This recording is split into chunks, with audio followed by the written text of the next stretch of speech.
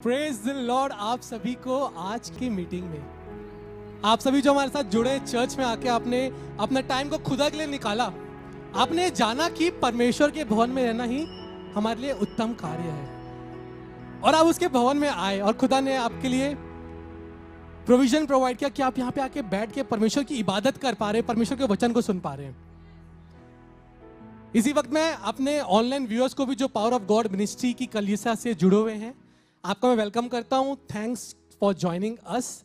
जरूर से इस प्रोग्राम को किसी ना किसी के साथ आप शेयर कीजिए, क्योंकि मैं विश्वास करता हूं आज का जो कलाम जो खुदा ने मेरे दिल में दिया है वो ना सिर्फ मुझे बल्कि आप सभी को बरकत देगा और आप सभी के लाइफ में ये बहुत इंपॉर्टेंट माइलस्टोन ठहरेगा, क्योंकि इस कलाम ने मुझसे बातें की और मुझे बहुत बरकत दी और मुझे और सिखाया है खुदा ने कि किस तरह से और हम अपनी लाइफ में बढ़ सकते हैं।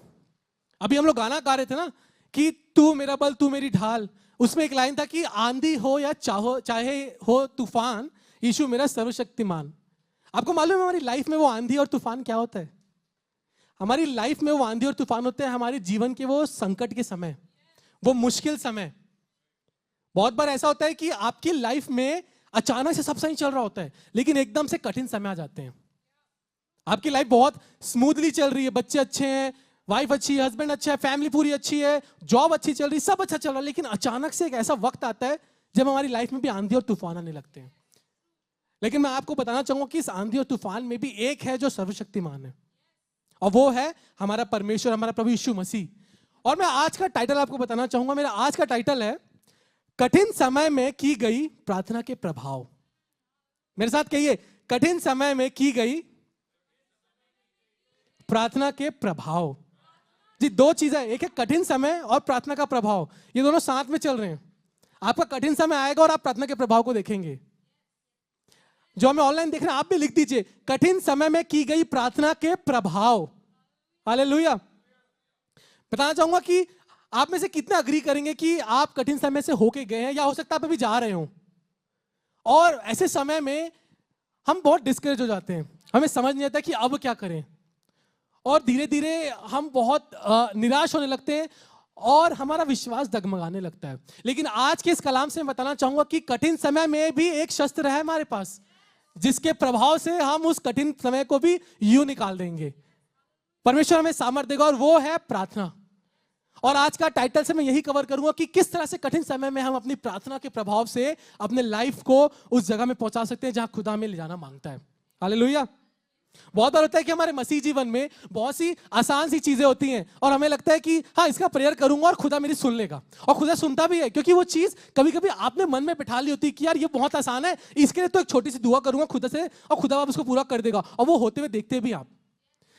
लेकिन एक ऐसा वक्त आता है जब आंधी और तूफान आते हैं, जब कठिन समय आता है आपके जीवन में, जब मुश्किल से भरा हुई परिस्थितियां आ जाती हैं, जब कुछ सही नहीं चल रहा होता है, और उस वक्त हम कहीं ना कहीं अपने प्रेयर लाइफ में डगमगाने लगते हैं। हम देखते हैं कि खुदा प्रेयर तो कर रहे हैं, बट पेशेंस नहीं हो पाता हमको कि खुदा आप कब से इसी बात के लिए प्रेयर कर रहे हैं लेकिन कुछ हो नहीं रहा है। ये कठिन समय गुजर ही नहीं रहा है, अच्छा समय तो हंसते खेलते निकल जाता है, पता ही नहीं लगता हमें। लेकिन जब ये कठिन समय आता है, खुदा आप कब से प्रेयर करें, खुदा आप निकल ही नहीं रही है, ये बीमारी जा ही नहीं रही है, ये चीजें ठीक हो ही नहीं रही है, क्या करें खुदा आप। और मैं बताना चाहूंगा कि ऐसे वक्त में भी आपके पास प्रार्थना का हथियार है।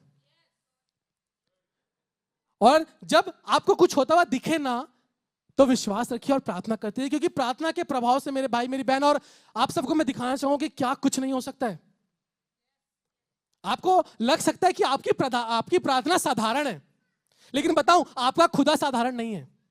आपकी प्रार्थना साधारण हो सकती है, लेकिन आपका खुदा असाधारण है, वो साधारण नहीं है। अपनी प्रार्थना के प्रभाव को साधारण मत समझिए, क्योंकि आपकी प्रार्थना के प्रभाव से बहुत कुछ हो सकता है। मैं अपनी लाइफ से टेस्टिफाई कर सकता हूं कि मैंने अपनी लाइफ में बहुत बार ऐसे चीजों को देखा है और मैंने सीखा है कि किस तरह से कठिन परिस्थितियों में प्रार्थना करना है और कैसे उसके प्रभाव से हमारी लाइफ की चीजें अच्छी हो सकती है। मेरे साथ मैं आपको बताना चाहूंगा कि एक बार ऐसा हुआ था कि मेरी मॉम एडमिट हो गई थी और एकदम से she got admitted. I was not prepared for it.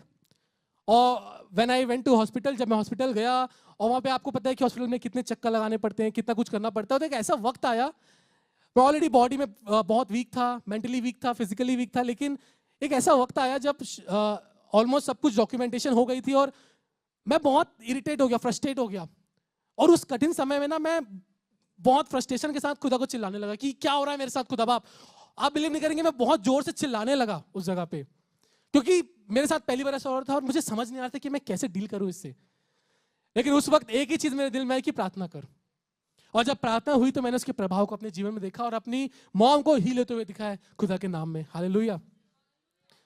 मैंने अपने लाइफ से टेस्टिफाई कर सकता हूं कि खुदा किस तरह से मुझे सिखा रहा है कि कठिन से कठिन परिस्थितियों में भी प्रार्थना करते रहे और तू उसके प्रभाव को देखेगा। और मैं देखते जा रहा हूं।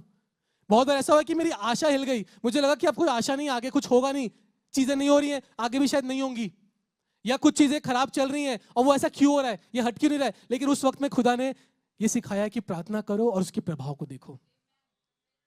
आप में से कितने जॉर्ज मुलर को जानते हैं? जॉर्ज मुलर जो है वो खुदा के खादिम है और वो खुदा के कलाम का प्रचार करते। खुदा ने उनके मन में डाला कि तुम एक ऑर्फनेज खोलो, बच्चों की देखभाल करो। और जब खुदा ने उनके दिमाग में ऐसा डाला तो उन्होंने ऑर्फनेज खोला। उन्होंने ऑर्फनेज में अपने बच्चों को रखा और एक वक्त ऐसा आता है कि उनके पास पैसे नहीं बचते हैं बच्चों को खिलाने के लिए। और जो ऑर्फनेज के हाउस हेल्प होते हैं, उनकी वाइफ होती है, वो आके कहती है कि सारा खाना खत्म हो गया है और पैसे भी खत्म हो गए, हम इन बच्चों को क्या खिलाएंगे। तब पता है जॉर्ज मुलर क्या कहते हैं? वो कहते हैं सारे बच्चों को ला करके एक सर्कल में बैठा दो और उनके सामने प्लेट रख दी जाती है। और जॉर्ज मुलर कहते हैं बच्चों से, चलो हम इस खाने के लिए दुआ करेंगे। और वो उस खाने के लिए दुआ करते हैं। पता है वो क्या कहते हैं? खुदा आप तेरा धन्यवाद देते हैं इस खाने के लिए जो तूने दिया है, इसे खाकर हम तेरे राज्य के लिए इस्तेमाल हो। और वो दुआ करते हैं। परिस्थिति अच्छी नहीं है, समय अच्छा नहीं है, बहुत कठिन समय है, इतने सारे बच्चे हैं जो कि भूखे हैं, इनके पास पैसे नहीं थे खाना खिलाने के लिए। लेकिन जॉर्ज मुलर ने एक चीज जान ली कि कठिन समय में भी प्रार्थना को करना है। और जब उन्होंने कठिन समय में प्रार्थना किया तो आपको पता है उसका प्रभाव क्या हुआ? थोड़े देर में उनका डोर कोई ठकठकाता है। तो जब जाके जॉर्ज मुलर उस डोर को खोलते हैं, वो पूछते हैं कि कौन है आप? तो बताता है वो आदमी कि मैं एक बेकर हूं। और कल रात को जब मैं सो रहा था तो पता नहीं मेरे दिमाग में आया, मेरे दिल में आया कि मैं आपके ऑर्फनेज के बच्चे के लिए कुछ ब्रेड लेके आऊं बना के। तो मैंने सुबह सुबह उठ के फ्रेश ब्रेड के कुछ स्लाइसेस और कुछ लोव्स बनाए हैं, वो आपके लिए लाया हूं, आप इन बच्चों को दे दीजिए। हालेलुया। इसके बाद फिर से डोर ठकठकाता है कोई। जॉर्ज मुलर जाते हैं, गेट खोलते हैं, एक आदमी अंदर आता है और कहता है कि मैं यहां से शहर में अपने दूध को बेचने के लिए ले जा रहा था, लेकिन मेरी गाड़ी यहां पे खराब हो गई है। और जॉर्ज मुलर को वो कहता है कि गाड़ी के बनने तक बहुत वक्त हो जाएगा और दूध खराब हो जाएगा। तो मुझे पता चला कि आपके यहाँ एक ऑर्फनेज है और आपके यहाँ पे ऑर्फनेज में बच्चे हैं, तो मैं चाहता हूं कि आप इन दूध को मुफ्त में ले लीजिए। और जॉर्ज मुलर के बच्चे ब्रेड और दूध का ब्रेकफास्ट और खाना और लंच करते हैं। हालेलुया। मेरे भाई मेरी बहनों में ये एक सच्ची घटना पे आधारित है और जॉर्ज मुलर की लाइफ से आधारित है। जब उन्होंने प्रार्थना की उस कठिन वक्त में, उस कठिन समय में, जब खुदा से प्रार्थना की विश्वास के साथ, तो उन्होंने उसके प्रभाव को भी देखा अपने जीवन में। उन्होंने देखा कि खुदा कैसे प्रोवाइड किया उनको। था नहीं प्लेट में कुछ खाने के, लेकिन उन्होंने प्रार्थना की और खुदा ने प्रोवाइड किया। आपकी प्रार्थना से कठिन समय, बहुत मुश्किल से मुश्किल परिस्थितियां ही यूं टल जाएंगी। आपकी प्रार्थना के प्रभाव से वो कठिन परिस्थितियां यूं निकल जाएंगी। क्यों? क्योंकि खुदा आपकी प्रार्थना के प्रभाव का उत्तर देगा और प्रार्थना के प्रभाव को आप देखने पाएंगे अपने जीवन में। ये कठिन समय आज का कल आपकी टेस्टिमनी बनेगा। ये कठिन समय आज का आपका आज कल आपके लिए गवाही बनेगा। आप सबको जाके बताएंगे कि खुदा ने किस तरह से बड़े बड़े काम किए, और गवाहियों से ना ही सिर्फ और भी लोग बल्कि हर कोई मजबूत होंगे। आपको बताना चाहूंगा कि आज आप अपने प्रार्थना के प्रभाव से ना ही सिर्फ अपने परिवार के, ना ही सिर्फ अपने दोस्तों के, बल्कि आप हर किसी के जो आपसे रिश्ता और नाता रखते हैं उनके आप बंधनों को तोड़ सकते हैं। आपकी प्रार्थना के प्रभाव से बड़े बड़े बंधन खुल सकते हैं, बड़ी बड़ी जंजीरें टूट सकती हैं। आपकी प्रार्थना में वो सामर्थ्य है जो असंभव को संभव कर सकती है। हालेलुया। जरूर से लिख दीजिए जो विश्वास करते हैं कि आपकी प्रार्थना में खुदा ने वो सामर्थ्य दी कि असंभव चीजें संभव हो जाएंगी और वो परमेश्वर के द्वारा होंगी। हालेलुया। मेरा टॉपिक है कठिन समय में की गई प्रार्थना के प्रभाव। आज मैं आपको बाइबल से ऐसे कुछ लोगों को दिखाऊंगा जिनके सामने बहुत कठिन से कठिन समय आए। यहां तक कि ऐसा समय आ गया था कि उनकी जान प्यार बनी थी कि या तो जिएंगे या तो मर जाएंगे। और ऐसे कठिन समय में भी, ऐसे कठिन परिस्थितियों में भी हम देखेंगे कि किस तरह से प्रार्थना की गई और किस तरह से खुदा ने उस प्रार्थना के प्रभाव से उन्हें छुड़ाया, उन्हें बचाया। मैं पढ़ना चाहूंगा प्रेरितों के काम से उसका 12वां अध्याय उसके पहले से 5वें पद तक, chapter Acts chapter 12 verse 1 till 5, it says, पहला पद, उस समय हेरोदेस राजा ने कलीसिया के कई एक व्यक्तियों को दुख देने के लिए उन पर हाथ डाले। दूसरा पद, उसने यूहन्ना के भाई याकूब को तलवार से मरवा डाला। तीसरा पद, और जब उसने देखा कि यहूदी लोग इससे आनंदित होते हैं तो उसने पतरस को भी पकड़ लिया। वे दिन अख़मीरी रोटी के दिन थे। चौथे पद में हम देखेंगे, और उसने उसे पकड़ के, यानी कि पतरस को पकड़ के बंदी गृह में डाला और रखवाली के लिए 4 सिपाही के 4 पैरों में रखा, इस मनसा से कि फसा के बाद उसे लोगों के सामने लाए। 5th वर्स, सो बंदी गृह में पतरस की रखवाली हो रही थी, परंतु कलीसिया उसके लिए लॉ लगाकर परमेश्वर से प्रार्थना कर रही थी। जी हाँ, बताना चाहूंगा, होता यह है कि हेरोदेस राजा यहूदियों को खुश करने के लिए याकूब को मरवा डालता है और उससे यहूदी खुश हो जाते हैं। तो राजा जब देखता है ऐसा कुछ हो रहा है तो वो यीशु के जो चेले होते हैं उनको पकड़ने लगता है। पतरस को वो पकड़ लेता है और एक ही मंशा से पकड़ता है कि उसको भी खत्म कर डाले यहूदियों के सामने, ताकि उसकी और बढ़ाई हो, उसका राज्य और मजबूत हो। और आपको बताना चाहूंगा, जब इसने पकड़ा है पतरस को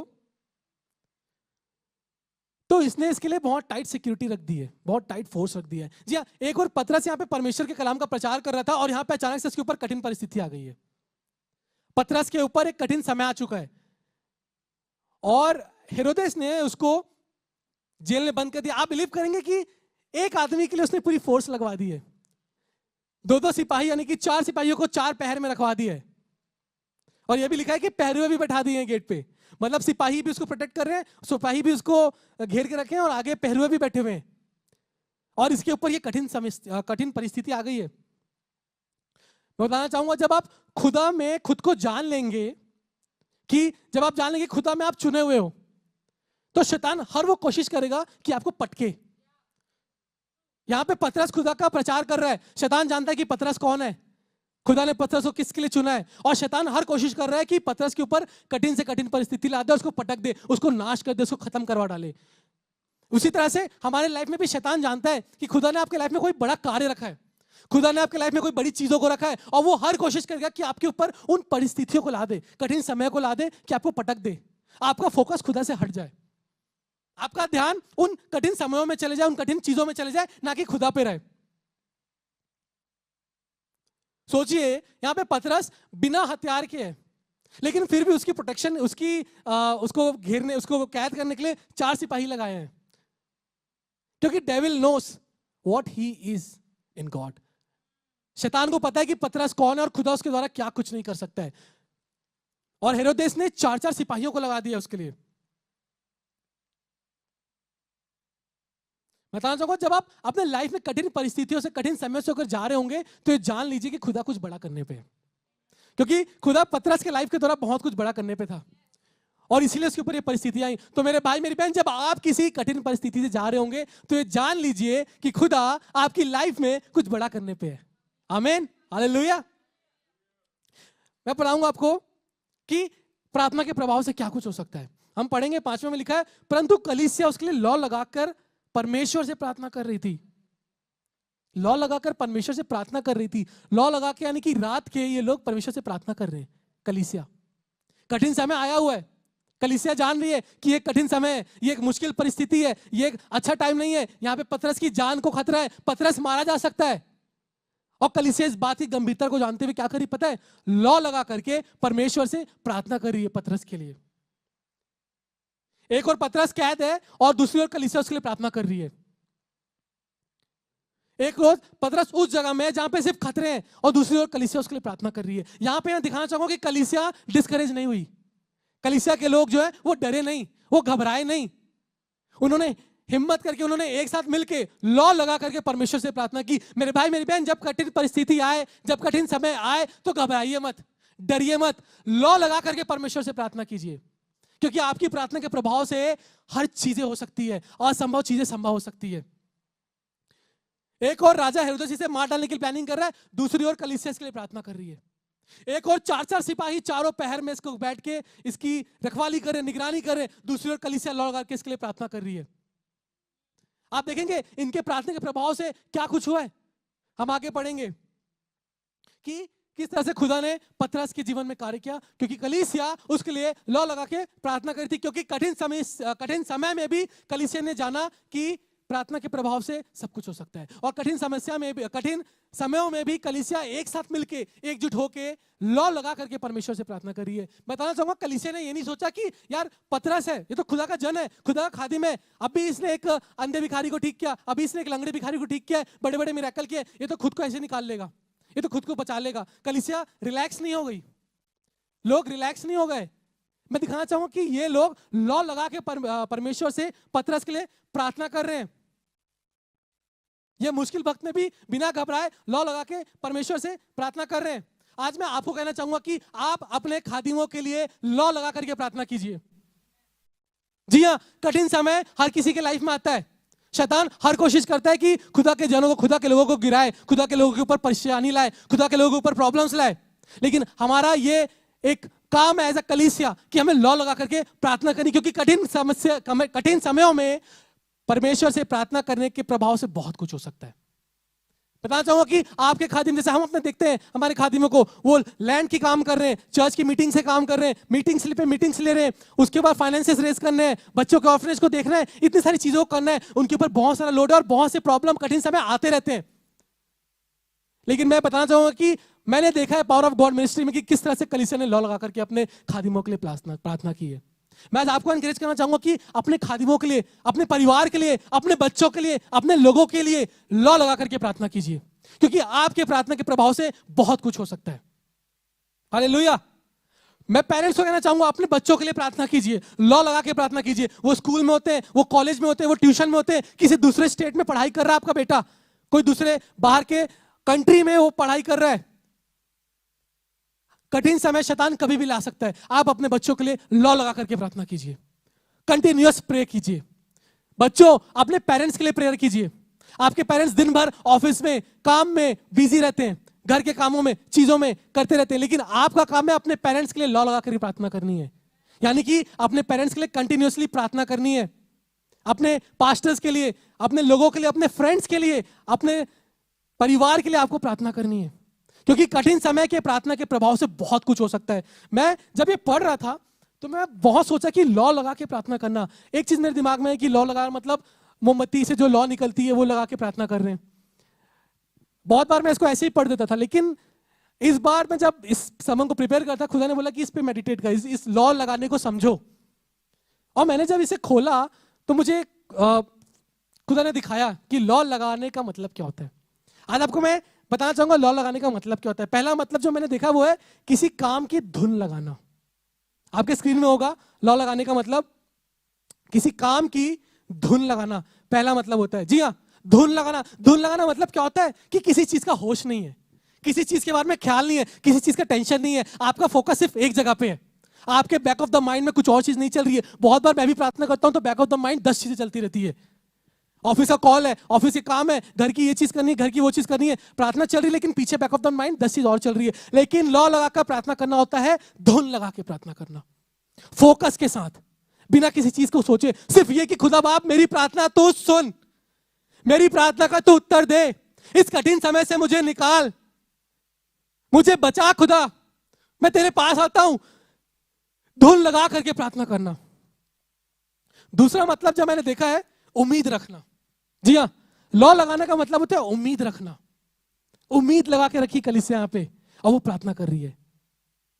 जी हाँ, बहुत बार जब कठिन समय आता है तो हमारी उम्मीद थोड़ी कम होती है, हमको लगता है कि होगा कि नहीं होगा, 50-50, शायद हो जाए शायद ना हो। प्लान बी सोच लेते हैं, जैसे हमने सुना था प्लान बी भी रख लेते हैं हम लोग, क्या पता अगर ये नहीं हुआ तो, फाइनेंशियल में इशू चल रहे हैं, क्या पता अगर ये नहीं आया तो प्लान बी बना लेते हैं। आई कैन टेस्टिफाई, मैंने भी बहुत बार ऐसा किया है। लेकिन खुदा ने दिखाया कि जब तुम लॉ लगा के प्रार्थना करो तो उम्मीद के साथ प्रार्थना करो। ये उम्मीद के साथ कि खुदा आपकी परिस्थितियों को बदलेगा, ये उम्मीद के साथ कि खुदा उन समय से आपको निकालेगा, इस उम्मीद के साथ कि खुदा आपके लाइफ में बड़े बड़े कामों को करेगा, इस उम्मीद के साथ कि जब आप लॉ लगा के प्रार्थना करें तो परमेश्वर स्वर्ग से उस प्रार्थना को सुन के आपका उत्तर देगा। क्योंकि लॉ लगा के प्रार्थना करने से, कठिन समयों में प्रार्थना करने से परमेश्वर आपकी प्रार्थना को सुनता है और उसके प्रभाव बहुत बड़े होते हैं। मेरे भाई मेरी बहन, लिख दीजिए, कठिन समय में भी परमेश्वर से प्रार्थना करेंगे। मैं नहीं जानता आप मुझे देख रहे हैं, आप यहाँ पे, आप किन परिस्थितियों से जा रहे हैं। हम सब अपनी लाइफ में किसी ना किसी सर्कमस्टेंसेस से होके जाते हैं। हो सकता है कि आपकी शादी में प्रॉब्लम चल रही हो सकता है कि आपके जॉब में प्रॉब्लम चल रही हो सकता है आपका बॉस सही नहीं है, हो सकता है आपके टीचर सही नहीं है, हो सकता है आपके स्कूल सही नहीं है, हो सकता है कि आप एक बिजनेसमैन है और आपके बिजनेस में सिर्फ लॉस हो रहा है, कठिन परिस्थितियां जा ही नहीं रही है, लॉस पे लॉस, लॉस पे लॉस। आपको लग रहा है कि क्या करूं, बिजनेस ही छोड़ दूं, पर आपको और कुछ समझ नहीं आ रहा है क्या करूं, और बहुत वक्त से आप प्रे कर रहे हैं, आप उस मुश्किल दौर से गुजर रहे हैं, आपके फाइनेंसेस सही नहीं चल रहे हैं, लेकिन इस वक्त भी मैं कहना चाहूंगा कि लॉ लगा करके, उम्मीद रख के परमेश्वर से प्रार्थना करें। उम्मीद इस चीज की कि परमेश्वर मेरी सुनेगा, उम्मीद इस चीज की कि प्रार्थना के प्रभाव से सब कुछ हो जाएगा, उम्मीद इस चीज की कि असाधारण चीज साधारण चीज असाधारण में बदल जाएगी, उम्मीद इस चीज की कि असंभव चीज संभव हो जाएगी। हालेलुया। तीसरा मतलब बताऊंगा, तीसरा मतलब था बिना रुके लॉ लगा के प्रार्थना करना। जी हाँ, कलीसिया रात के, पतरस के आयत में कलीसिया रात के लॉ लगा के प्रार्थना करिए। राइट भाई, रात को बोलते सो जाते हैं, खुद आप मतलब बोल देते क्या सुबह उठ के प्रार्थना करते हैं ना, लेकिन ये लोगों ने जाना कि प्रार्थना के प्रभाव से क्या कुछ हो सकता है, और ये लोग बिना रुके प्रार्थना कर रहे हैं। मेरे भाई मेरी बहन, जब हमको प्रार्थना करना है तो हमें भी बिना रुके प्रार्थना करनी है। कठिन समयों में हमें बिना रुके प्रार्थना करनी है। इंग्लिश में भी इसका मतलब है without ceasing, without stopping, continuous, लगातार बिना रुके। आप कोई भी काम कर रहे हो, आप गाड़ी चला रहे हो, आप खुदा से प्रार्थना करते रहिए। आप घर का काम कर रहे हैं, आप स्कूल में पढ़ा रहे हैं, आप परमेश्वर से प्रार्थना करते रहिए। आप ऑफिस में, आप अपने घरों में, आप अपने स्कूल में, परमेश्वर से प्रार्थना करते रहिए, लॉ लगा के प्रार्थना करते रहिए, और देखिए कि कठिन समय को खुदा कैसे आपके लिए बदलेगा। कठिन समय में भी परमेश्वर से प्रार्थना करते रहिए। और आपको बताना चाहूंगा कि जब ये लोग कठिन समय से प्रार्थना करे तो खुदा ने इनकी लाइफ में बड़े बड़े चीजों की किया। खुदा ने पतरस की लाइफ में उन चीजों को किया जो कि असंभव लग रहे थे। मैं आपको कहना चाहूंगा, your prayer should not bound with time. आपकी प्रार्थना समय के अकॉर्डिंग नहीं होनी चाहिए, आपकी प्रार्थना किसी चीजों के अकॉर्डिंग नहीं होनी चाहिए, किसी सर्कमस्टेंसेस या फिर किसी टाइमलाइन के अकॉर्डिंग नहीं होनी चाहिए। आपको बिना रुके, without ceasing, continuously, non stop परमेश्वर से प्रार्थना करनी है अपने कठिन समयों के लिए और हर समयों के लिए। फिर हम पढ़ेंगे प्रेरितों के काम एक्ट्स उसका 12वां अध्याय, उसकी 6वीं से 7वीं आयत तक। Acts chapter 12 verse 6 till 7 verse 6 it says, और जब हेरोदेस उसे उनके सामने लाने को था, तो उसी रात पतरस 2 जंजीरों से बंधा हुआ था, 2 सिपाहियों के बीच में सो रहा था, और पहरवे द्वार पर बंदीगृह की रखवाली कर रहे थे। यानी कि 2 जंजीरों से बंधा है, उसके ऊपर सिपाही हैं, उसके ऊपर बाहर में पहरवे अलग से हैं।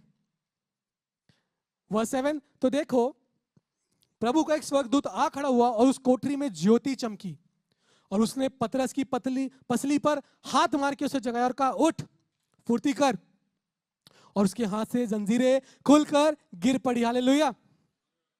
दिया, यहां पे राजा याकूब को मरवा चुका है और वो पतरस को भी मरवाने के पूरे प्लान में है। और कलीसिया इस गंभीरता को जान के लॉ लगा के प्रार्थना करी, और जब वो प्रार्थना करे तो पता है क्या होता है, इस प्रार्थना का प्रभाव देखेंगे क्या होता है। जब कलीसिया लॉ लगा के प्रार्थना करी तो उस प्रार्थना के प्रभाव से परमेश्वर अपने स्वर्गदूतों को भेजता है। पतरस तो सो रहा होता है, क्यों पता है, क्योंकि जो खुदा के साथ चलते हैं, जो खुदा को जानते हैं, जिन्हें खुदा की आश्चर्य कर्मों को चखा है, और जिन्हें पता है कि खुदा प्रार्थनाओं को उत्तर देने वाला परमेश्वर है, वो कठिन परिस्थितियों में भी चैन से रहेंगे, उन्हें रिलैक्स रहेगा, उनके मन में एक शांति रहेगी, उन्हें पता होगा कि मैं प्रार्थना करूंगा और खुदा उसका उत्तर देगा। और पतरस आराम से वहां पे पड़ा हुआ है। कल उसको मार डाल सकता है, राजा उसे कल मार सकता है, लेकिन इस वक्त भी पतरस बंदी गृह में सो रहा है। और उसके बाद बताऊंगा, जब कलीसिया प्रार्थना कर रही है तो ऐसी परिस्थितियों में रात के अंधेरे में एक ज्योति चमकी, लिखा है। जी हाँ, आपके अंधकार में भी एक ज्योति चमकेगी। रिसीव कर लीजिए इस चीज को। जब आप कठिन समयों में, उस अंधेरे भरे समय में, उस आंधी और तूफान में प्रार्थना करते रहेंगे ना, तो उस वक्त में भी आपके लिए एक ज्योति चमकेगी। वो ज्योति परमेश्वर की ओर से होगी। परमेश्वर ने अपने फरिश्ते को भेजा, अपने स्वर्गदूत को भेजा कि पतरस को छुड़ाए, और स्वर्गदूत ने आके पतरस को मारा, उठाया, और उसकी जंजीरें खुल गई। हालेलुया। आज आपके कठिन समय में प्रार्थना करने के कारण परमेश्वर अपने दूतों को आपकी लाइफ में भेजेगा, जिससे आपके लाइफ के बंधन खुल जाएंगे, आपकी लाइफ की जंजीरें खुल जाएंगी, आपकी लाइफ की वो टफ चीजें यूं ही हो जाएंगे, आपकी लाइफ की वो टफ टाइम्स निकल जाएंगे, आपकी लाइफ की वो मुश्किल परिस्थितियां हट जाएंगी, क्योंकि आप कठिन समय में भी प्रार्थना करेंगे तो उसके प्रभाव से परमेश्वर आपके लिए चीजों को करेगा। परमेश्वर की ज्योति चमकेगी। परमेश्वर को यह फर्क नहीं पड़ता कि 4 सिपाही घेर के बैठे हुए। परमेश्वर को इससे मतलब नहीं है कि गेट में पहरे हुए बैठे हुए, इससे मतलब नहीं है कि कितनी मोटी मोटी जंजीरों से पतरस जकड़ा हुआ है, इससे मतलब नहीं है कि बाहर और भी कितने सिपाही तैनात होंगे। अरे परमेश्वर आपकी प्रार्थना के प्रभाव से यूं आपको छुड़ा देगा। चाहे सेना भी आपके विरुद्ध खड़ी हो जाए तो भी परमेश्वर अपने दूतों को भेज के आपकी रखवाली करेगा, आपको बाहर निकालेगा। कहता ना सामस में, चाहे सेना भी मेरे विरुद्ध ठन जाए उस दशा में भी मैं तुझसे प्रार्थना करूंगा क्योंकि तू मुझे छुड़ाएगा। और परमेश्वर चाहे आपके चारों ओर शैतान ने घेर लिया है, आपको जंजीरों से बांध दिया है, लग रहा है कि हिल ही नहीं पा रहे इस कंडीशन से, इस परिस्थिति से हिल ही नहीं पा रहे, बाहर निकलना बहुत दूर की बात है, हल्का सा भी आपको कुछ उम्मीद नहीं दिख रही है, कुछ आशा नहीं लग रही है, उस कंडीशन में भी ज्योति चमकेगी आपके लिए। क्यों पता है? क्योंकि कठिन समय में भी आप परमेश्वर से प्रार्थना करेंगे और उसके प्रभाव से ये होगा। हालेलुया। खुदा जब आपको छुड़ाने पाएगा तो ये मैटर नहीं करता कि कितने सिपाही हैं, कौन सी डोर में आप बंद हो, कौन से जंजीरें हैं और कौन सी लोहे की दरवाजे हैं। लिखा था कि उसके जंजीर टूट जाए। जी हाँ, वो जंजीरें टूट जाएंगी आपकी, वो फाटक खुल जाएंगे आपके लिए। हालेलुया। हम पढ़ेंगे इसके बाद, जब स्वर्गदूत ने उसे फुर्ती करके बाहर निकलने को कहा, प्रेरितों के काम उसका 12वां अध्याय उसका 8वां से 11वें आयत तक, 8वें में लिखा है, तब स्वर्गदूत ने उससे कहा कमर बांध और अपने जूते पहन ले। उसने वैसा ही किया। फिर उसने उससे कहा अपना वस्त्र पहनकर मेरे पीछे हो ले। 9वां अध्याय, वह निकलकर उसके पीछे हो गया, पीछे हो लिया। परंतु यह ना जानता था कि जो कुछ स्वर्गदूत कर रहा है वह सचमुच है, वरन यह समझा कि मैं दर्शन देख रहा हूं। तब वे पहले और दूसरे पहर में निकलकर उस लोहे के फाटक पर पहुंचे जो नगर की ओर है, और उनके लिए आप से आप खुल गया और वे निकलकर एक ही गली होकर इतने में स्वर्गदूत उसे छोड़कर चढ़ा गया। वर्ष 11, तब पतरस ने सचेत होकर कहा, अब मैंने ऐसा जान लिया कि प्रभु ने अपना स्वर्गदूत भेजकर मुझे हेरोदेस के हाथ से छुड़ा लिया और यहूदियों की आशा तोड़ दी है। जी हाँ, वही फाटक जो बंद करने के लिए थे, जब स्वर्गदूत आया, जब परमेश्वर ने अपने दूत को भेजा तो फाटक उसके लिए खुल गए। जी हाँ, वो फाटक जो लोहे का था, बहुत भारी था, वो यूं ही खुल गया। आपकी लाइफ की जो परिस्थितियां जो इतनी भारी लग रही है आपको, वो यूं ही खुल जाएंगी। क्यों? क्योंकि आप परमेश्वर से निरंतर बिना रुके उम्मीद रखे धुन लगा करके एक साथ परमेश्वर से प्रार्थना कर रहे हैं। स्वर्गदूत आकर के पतरस को ले जा रहे हैं, पतरस को बिलीव नहीं हो रहा है, उसे लगा कि वो दर्शन देख रहा है। जी हाँ, आपके लाइफ में खुदा इतने बड़े बड़े मिरेकल्स को करेगा, इतने बड़े बड़े आश्चर्य कर्म को करेगा। क्या बोलोगे, कल तक के तो मैं इतनी मुश्किल परिस्थितियों में था, कल तक के तो ऐसे संकट के समय में था, ये कैसे हो गया? आप विश्वास नहीं करोगे, आपको लगेगा मैं सपना देख रहा हूं, उसे लगा वो दर्शन देख रहा है। ये क्यों हुआ पता है? क्योंकि कलीसिया लोग उसके लिए लॉ लगा करके प्रार्थना कर रहे थे। कठिन समय में भी लोग उसके लिए प्रार्थना कर रहे थे, और इसी प्रार्थना के प्रभाव से वो द्वार खुल गया, वो लोहे के द्वार खुल गए और पतरस ने उस रोशनी को देखा, पतरस ने परमेश्वर के कार्य को देखा। हालेलुया। जी हाँ, आपकी कोई भी सिचुएशन, कुछ कैसी भी सिचुएशन क्यों ना चल रही हो, पहले और दूसरे पैर के बीच में पतरस निकल गया। खुदा एक पैर लगाएगा आपकी सिचुएशन को बदलने में। एक पैर लगा मतलब एक जो पैर होता है उस बीच में इतना कुछ हो चुका है। एक पैर में जब रात को कलीसिया लॉ लगा करके प्रार्थना कर रही है बिना रुके, उस एक पैर में बहुत कुछ हो गया है। वो एक पैर रिसीव कर लीजिए, वो एक पैर मेरी लाइफ का, वो एक पैर आज है। कह दीजिए मेरी लाइफ का वो एक पैर आज आ रहा है, मेरी मुश्किलों का वो एक पहर आज आ रहा है, मेरी प्रॉब्लम्स का, मेरे फाइनेंसेस का, मेरे जॉब का, मेरी शादी का, मेरे बच्चों का, मेरी बीमारी का, हर चीज का वो एक पहर आज है और मैं रिसीव करता हूं। खुदा मेरे उस एक पहर को ठीक करेगा और उस एक पहर में मुझे बाहर निकाल देगा उस चीज से, क्योंकि प्रार्थना के प्रभाव से बहुत कुछ हो सकता है। हालेलुया। आपकी प्रार्थना के प्रभाव से चीजें बदल सकती हैं, जैसा खुदा ने पतरस के लिए किया। मैं क्विकली आपको बताना चाहूंगा, 12 का 12 उसमें लिखा है, प्रेरितों के काम 12वां अध्याय उसके 12वें पद में, और यह सोचकर वह उस यूहन्ना की माता मरियम के घर आया जो मरकुस कहलाता है। वह बहुत लोग इकट्ठे होकर प्रार्थना कर रहे थे। आप देख रहे हैं अभी भी ये लोग प्रार्थना कर रहे हैं। वर्ष शुरू होता है रात के, जब वो लॉ लगा के प्रार्थना करना शुरू करते हैं। इस बीच में इतना टाइम हो गया है, इनकी प्रार्थना के प्रभाव से पतरस छूट गया है और उसके बाद भी ये लोग प्रार्थना कर रहे हैं। मतलब ये कंटिन्यूअसली प्रार्थना कर रहे हैं, ये धुन लगा करके, ये बिना रुके, फर्वेंटली, विदाउट सीजिंग ये लोग प्रार्थना कर रहे हैं और अभी भी कर रहे हैं। कलाम लिखता है, कलाम ने स्पेसिफिकली लिखा है कि ये लोग अब भी इकट्ठे होकर प्रार्थना कर रहे थे। ये इकट्ठे हैं। जब मुश्किल की घड़ी आए ना, तो प्रार्थना करने के लिए अपने परिवार को इकट्ठे कर लीजिए, अपने बच्चों को, अपने पति को, अपने घर वालों को, अपने माँ बाप को, हर किसी को इकट्ठा कर लीजिए और उस मुश्किल घड़ी में फर्वेंटली बिना रुके प्रार्थना कीजिए, क्योंकि आपके उस प्रार्थना के प्रभाव से बहुत कुछ हो जाएगा। ये लोग इकट्ठे होकर प्रार्थना कर रहे हैं। इकट्ठे होकर प्रार्थना करना सीखिए। अपने पहर में, अपने परिवार में इकट्ठे हो जाइए आज ही और प्रार्थना कीजिए, और आप उसके प्रभाव को अपने जीवन में देखने पाएंगे, क्योंकि कठिन समय में परमेश्वर अपने दूतों को भेजेगा आपकी प्रार्थना के प्रभाव से। हालेलुया। क्विकली दिखाऊंगा, प्रेरितों के काम उसका 12वां अध्याय उसका 13वां से 19वां अध्याय तक वर्स 13 से जब उसने फाटक की खिड़की खटखटाई तो रुदे नाम की एक दासी सुनने को आई। वर्स 14 और पतरस का शब्द पहचान कर उसने आनंद के मारे फाटक ना खोला, परंतु दौड़कर अंदर गई और बताया कि पतरस द्वार पर है। उन्होंने उससे कहा तू पागल है, परंतु वह दृढ़ता से बोली कि ऐसा ही है। तब उन्होंने कहा उसका स्वर्गदूत होगा। वर्स 16 परंतु पतरस खटखटाता ही रहा, सो उन्होंने खिड़की खोली और उसे देखकर चकित हो गए। वर्स 17 तब उसने उन्हें हाथ से सैन किया कि चुप रहें और उनको बताया कि प्रभु किस रीति से मुझे बंदीगृह से निकाल लाया है। फिर कहा कि याकूब और भाइयों को यह बात कह देना। तब निकल कर वह दूसरी जगह पर चला गया। जी हाँ, वर्स 18 भोर को सिपाहियों में बड़ी हलचल होने लगी कि पतरस क्या हुआ। वर्स 19 जब हेरोदेस ने उसकी खोज की और ना पाया तो पहरुओं की जांच करके आज्ञा दी कि वे मार डाले जाएं और वह यहूदियों को छोड़कर कैसरिया में जा रहा। जी हाँ, जब पतरस छूट गया है और जब पतरस वहां गया तो लोगों को विश्वास ही नहीं हो रहा है। आपकी प्रार्थना भी ऐसी होगी कि आपको विश्वास ही नहीं होगा कि ये हो गया आपकी लाइफ में। जो लोग प्रार्थना करें लॉ लगा के, उन्होंने कहा कि तू पागल हो गई है, क्योंकि उन्होंने अपनी प्रार्थना के प्रभाव को तुरंत देखा। जी हाँ, आप विश्वास कीजिए, आप अपने प्रार्थना के प्रभाव को तुरंत देखेंगे। इन लोगों ने ये प्रार्थना कर ही रहे हैं और पतरस छूट के आ गया है। आप प्रार्थना कर ही रहे होंगे, आप उसकी परेशानी निकल जाएगी आपकी। आप प्रार्थना कर ही रहेंगे, आपका वो समय निकल जाएगा।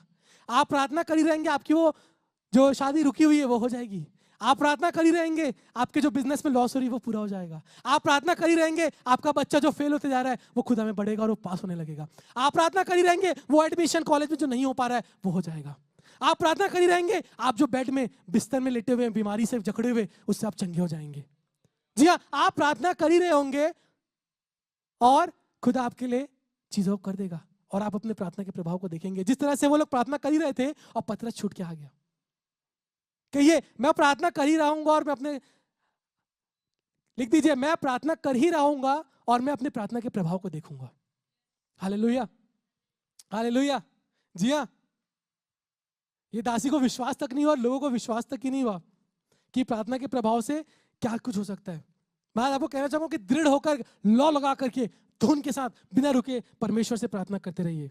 जी हाँ, इसके बाद लिखा था कि जो पहरुए इसको घेर के रखे थे हेरोदेस ने उन्हें मरवा डाला। जी हाँ, वो सरकमस्टेंसेस जो आपको खत्म करने आएंगी खुदा उनका ही नाश करा देगा आपकी प्रार्थना के प्रभाव से। वो चीजें जो आपको खत्म करने के लिए होंगी, जो आपको रोक के रखेंगी, जकड़ के रखेंगी, वही नाश हो जाएंगी और आप देखेंगे उसको। और उसके बाद पतरस ने जाकर के गवाही दी। जी हाँ, जब आपकी कठिन समय में प्रार्थना के प्रभाव को आप देखें तो आपको भी वही चीज करना जो पतरस ने किया, आपको उसकी गवाही देनी है। हालेलुया। कठिन समय में की गई प्रार्थना के प्रभाव मैं आपको क्विकली दिखाना चाहूंगा, क्विकली बताना चाहूंगा 2 एग्जांपल से। रानी एस्थर, बहुत मुश्किल थी, बहुत कठिन परिस्थिति थी। नामान ने राजा को कह दिया कि यहूदियों को मार डाले, इस जाति का नाश कर दे। और जब मोर्दकाई ने कहा कि राजा के पास गिड़गिड़ा के अपने लोगों को बचाने के लिए कहे, तो वो कहने लगी कि अगर मैं बिना राजा के आगे के गई तो मैं मार डाली जाऊंगी। लेकिन मोर्दकाई ने कहा कि तुझे जाना है। और एस्थर ने फिर ये जाना कि ये कठिन परिस्थिति है, ये कठिन समय है, ये कठिन वक्त आ गया है। लेकिन एस्थर ने पता है क्या किया? एस्थर ने कहा मैं अपनी सहेलियों के साथ उपवास रखूंगी और तू भी ऐसा कर, और उस दशा में राजा के पास जाऊंगी। ये कठिन समय में भी, कठिन परिस्थिति में भी उपवास कर रही है और खुदा की दुहाई दे रही है, खुदा से प्रार्थना कर रही है। और इसके प्रार्थना के प्रभाव से पता है क्या होता है? जब ये राजा के पास जाती है और आगे देखेंगे तो पाते हैं कि इसके कारण, रानी एस्थर के कारण इसके लोग बचाए जाते हैं। हालेलुया। आपकी प्रार्थना के प्रभाव से आपके लोग बचाए जाएंगे, आपको आइडिया भी नहीं इस बात का। इस बात को अपने दिल में बैठा लीजिए। आपकी प्रार्थना से, आपकी प्रार्थना के प्रभाव से ना सिर्फ आप बल्कि आपके लोग बचाए जाएंगे, आपके लोग खुदा में उठाए जाएंगे, आपके लोग खुदा में बनाए जाएंगे। हालेलुया।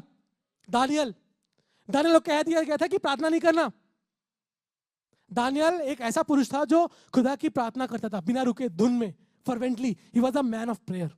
और उसको कह दिया गया राजा के द्वारा कि कोई प्रार्थना नहीं करेगा, अगर कहा कर दिया गया तो शेर की मान में डाल देंगे। ये क्या है? ये उसकी लाइफ का कठिन समय है, ये कठिन परिस्थिति है, ये कठिन वक्त है। लेकिन इस कठिन वक्त में भी दानियल ने क्या किया? दानियल ने प्रार्थना की। और जब दानियल प्रार्थना करते रहा तो खुदा ने उसे शेर की मान से बचाया और उसके द्वारा लोग खुदा को जानने पाए। हालेलुया। मैं बताना चाहूंगा कि आपके प्रार्थना के प्रभाव से बड़े बड़े बंधन खुल जाएंगे, बड़ी बड़ी चीजें यूं ही हो जाएंगी, क्योंकि आप लॉ लगा करके परमेश्वर की प्रार्थना कर रहे हैं। क्विकली आपको टेस्टिमनी बताना चाहूंगा कि हमारी चर्च में पावर ऑफ गॉड मिनिस्ट्री की प्रार्थना होती है, प्रेयर मीटिंग होती है, जूम प्रेयर मीटिंग हर दिन। तो उसमें एक दिन मेरा जो बैक, मुझे बहुत दिन से बैक का पेन हो रहा था और वो इस लेवल का हो गया, इतना हो गया था कि मैं खड़ा नहीं हो पा रहा था। मैं एक भाई को देखने गया था हॉस्पिटल, और जब उसको देखने गया तो मेरी हालत ऐसी हुई कि मैं खड़ा ही नहीं हो पा रहा हूँ, बैठ नहीं पा रहा हूँ, मेरे कमर में, बैक में बहुत ज़्यादा पेन होने लग गया, जिसको मैं बहुत वक्त से इग्नोर कर रहा था। और वो ऐसा पेन हुआ कि मुझे लगा कि सर्जरी तो नहीं करनी पड़ेगी, ऑपरेशन तो नहीं करना पड़ेगा, कुछ गलत तो नहीं हो गया।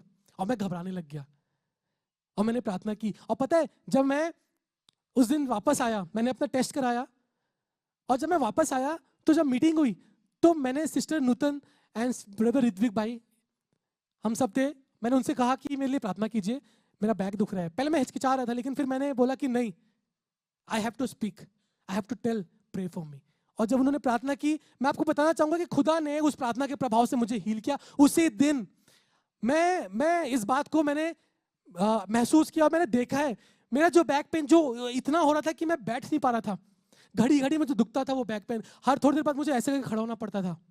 वो बैक पेन फ्राइडे को शाम को 4 बजे प्रार्थना की और 6 बजे से वो पेन है ही नहीं। और खुदा का धन्यवाद देता हूँ कि आज तक कि वो पेन वापस नहीं आया है और वो नहीं आएगा, क्योंकि कलीसिया ने मिल करके, लोगों ने मिल करके प्रार्थना की और उस प्रार्थना के प्रभाव से हर चीजें खुदा ने कर दी। जब खुदा मेरे बैक का पेन ठीक कर सकता है, खुदा आपके लिए कुछ भी कर सकता है। जब खुदा मुर्दों को जिला सकता है, जब खुदा कैंसर पेशेंट को हील कर सकता है, मेरे भाई मेरी बहन, आपके प्रार्थना के प्रभाव से खुदा बहुत बड़ी बड़ी चीजों को कर सकता है। अपने प्रार्थना कठिन समय में भी प्रार्थना के प्रभाव को जाने और प्रार्थना के प्रभाव को देखें।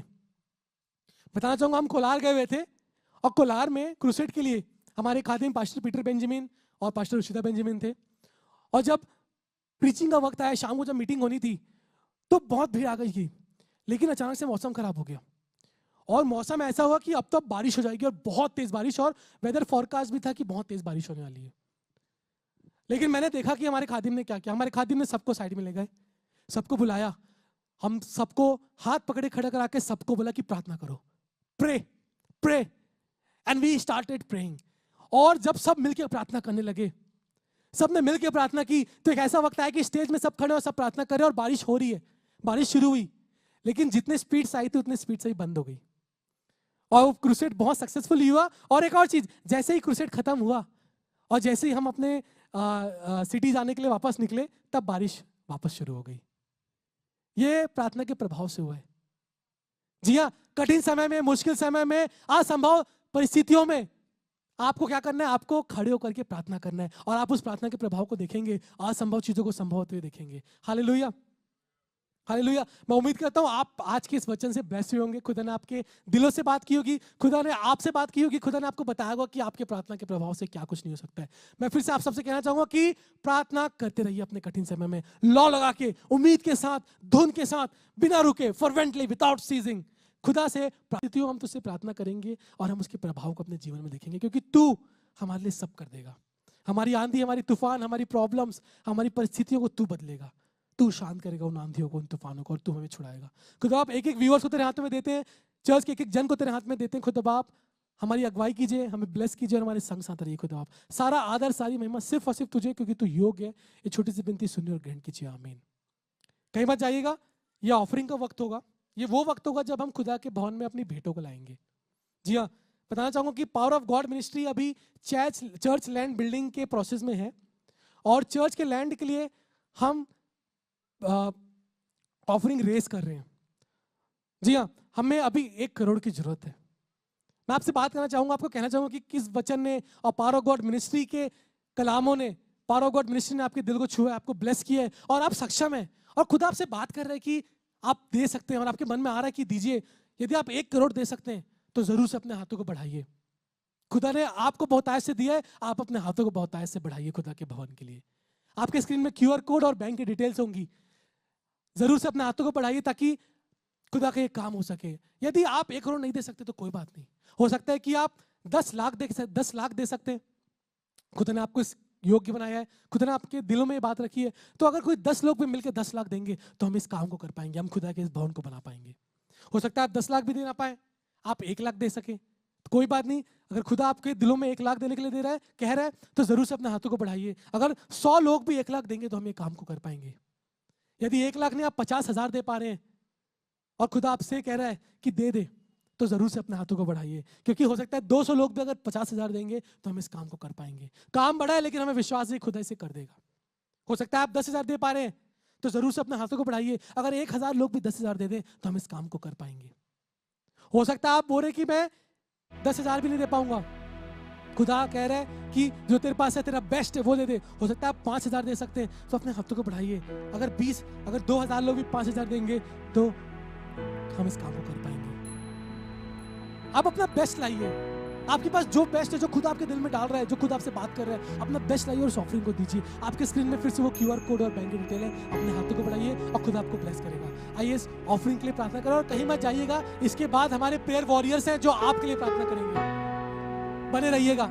आइए हम इस ऑफरिंग के लिए प्रार्थना करें। खुदा आप तेरा धन्यवाद देते हैं खुदा आप इन ऑफरिंग्स के लिए। खुदा आप हर एक उस जन के लिए खुदा आप जो अपने हाथों को बढ़ा रहा है, जो तेरे राज्य के लिए तेरी आवाज को सुनकर खुदा आप अपने हाथों को बढ़ा के अपना बेस्ट ऑफ द बेस्ट दे रहे हैं खुदा आप, कि तेरा भवन बन सके, तेरे मिनिस्ट्री की ये कार्य हो सके खुदा आप, तेरे राज्य की बहुतायत के लिए इस्तेमाल हो सके खुदा आप। हर एक हाथ को ब्लेस कीजिए खुदा आप। Let them lack nothing good खुदा आप, उन्हें किसी चीज की कमी या घटी ना हो खुदा आप, ये बढ़ते ही जाए खुदा आप, और इनके लाइफ में तेरे नाम की गवाही तैयार हो खुदा बाप, कि किस तरह से तूने इनकी 5 रोटी 2 मछली को लेके इन्हें बहुतायत से भर दिया खुदा बाप। इनके हाथों को बरकत दीजिए, इनके खत्तों को भरपूर रखिए खुदा आप। जब ये फाइनेंसेस आते हैं खुदा बाप, तो ये बहुतायत से तेरे राज्य के लिए इस्तेमाल हो खुदा बाप, तेरे उस भवन के लिए इस्तेमाल हो, और हम उस असंभव कार्य को तेरे नाम से जो हमें विश्वास है पूरा कर सकेंगे। लेने वाले नहीं परंतु देने वाले बने खुदा बाप, और तेरे राज्य में बढ़ते जाए। छोटी सी विनती सुनिए और ग्रहण कीजिए, प्यारे पुत्र यीशु मसीह के नाम से मांगते हैं, आमीन आमीन आमीन।